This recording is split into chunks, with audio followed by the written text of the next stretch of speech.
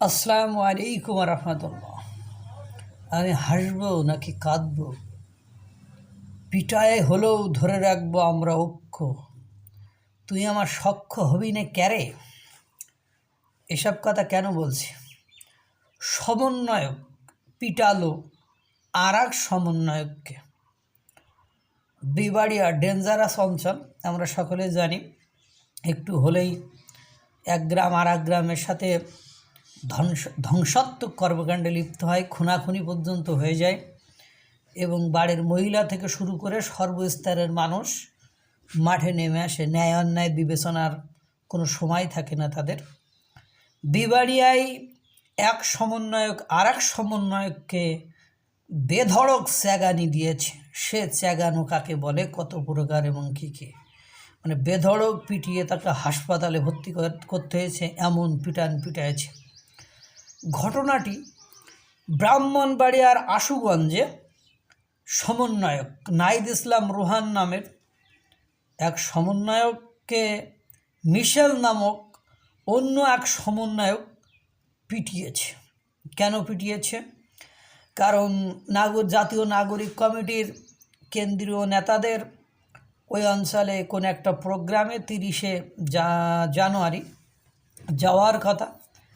এই যাওয়াকে কেন্দ্র করে নাকি মিশেল ফেসবুকে স্ট্যাটাস দিয়েছে যে, বা মেসেঞ্জারে মেসেজ দিয়েছে যে ওই অঞ্চলে এই কেন্দ্রীয় নেতাদের গেলে তাদেরকে ধরে পা ভেঙে ঠ্যাং ভেঙে দেওয়া হবে, যেটা পা ভেঙে দেওয়া হবে, তাদেরকে শায়েস্তা করা হবে, এরকম একটা স্ট্যাটাস দিয়েছে।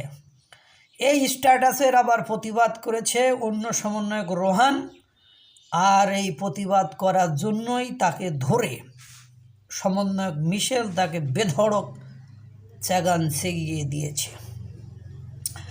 যেখানে বাংলাদেশের বিভিন্ন স্থানে কেন্দ্রীয় সমন্বয়ক থেকে শুরু করে মনে করেন রাফি হান্নান মাসুদকে চট্টগ্রামে গেলে অবরুদ্ধ করে রেখেছিল 1 থেকে 1.5 ঘন্টা। পরে ছাত্রদলের পোলাপান যে ওকে বের করে নিয়ে আসছিল, প্রোটোকল দিয়ে ওকে বের করে। এরপরে সেদিন কেন্দ্রীয় কার্যালয়ে সমন্বয়করা